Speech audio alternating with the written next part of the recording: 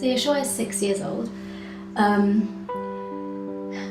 His start was very rough, and nobody thought he'd live out the first week of his life, really. The first time we saw him, he had a ventilator, there was no brain activity, and he was in some kind of induced or coma of some kind, and he was having cascading seizures. So the prognosis was horrific. But I'm an eternal optimist. Just constantly thought to myself he would get better. So I think very early on in his life we were in discussion with the consultants, and they advised us to try alternative routes of nutrition. When you get told your child's going to have a tube in their stomach, you raise a bit of an eyebrow and wonder what it's going to look like. But then post the surgery, when I saw it wasn't so bad. It's much tidier than people think. And even when he goes swimming, if you're not looking for it, you might not notice that there is a button there in his tummy. It's really discreet. It's not bulky through clothes. Unless you really were looking, a lot of little children come here and they don't even notice the way he eats, because it's done in such a very tidy way. And thank God, because Jeremy, my husband, is a star, it's really clean and infection free. He's got a very clean site, and it's really, really beautifully kept. At the end of the day, every parent has to make that difficult decision, because number one, it's the realisation your child is not average, and therefore, despite wanting them to eat normally, it's not necessarily the best thing for them. But the parents have to get to that point of realisation themselves. The decision to put holes in their stomach and put tubes in it's a massive decision for any parent. I think of how we eat as wireless eating, and I think of him as being like a plugged-in telephone. So he's got wires attached to him. So he's definitely not hands-free. But I also sometimes think of it like an umbilical cord. So he's getting it sustained through like a tube to his stomach.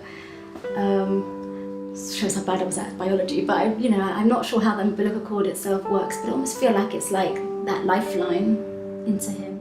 So from 2 years of literally fighting for his life and not thriving, he's now a very healthy, stable, robust 6-year-old who hasn't had a chest infection in a year or two, and he doesn't get ill. He's very well fed, he's very strong. We struggle with his other limitations, but feeding wise we're very happy. So the tube feeding offers a safe, quick, reliable, nutritionally complete method to get nutrition, which really at the end, if you think about nutrition, is just really a form of keeping us alive. We eat because we need to stay alive. Yes, we get pleasure from food, but if you break it down, bottom line, we need food to live, and it allows that to people who otherwise probably would not live. And so for me, that sums it up. It's the reliability, the speediness of it, and the safety of it, and then the calories that it gives. That really is the massive benefit. You never get over the loss of an ability, and each time with cerebral palsy your child isn't meeting a function, you're never going to get over that really. But once you get past that in your mind and practically what you need to do, so it's doable. Practical side of it, it's doable. Just like we've all learned how to use iPads and touchscreens, and it's doable, and you'll get there. And you'll get there and you'll have funny moments where your child looks like a dolphin or a whale and spurts milk all over somebody really professional.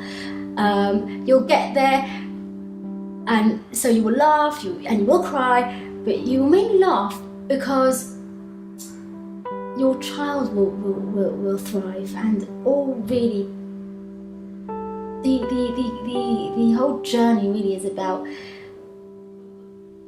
Somebody asked me why I'm happy at the end of every day, and I said that because I start my day off not assuming that Yeshua will be at the end of it.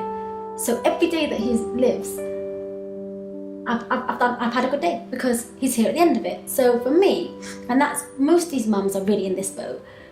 If they're getting the nutrition, that means that equals good health, and if that equals good health, then you've done your job done for the day, and you could be happy. And so you find a deep sense of happiness and security in your parenting, and that's what every young mum who's starting out, of course they'll go through that grief, but they'll get to a deep place of acceptance because the pros far outweigh the cons.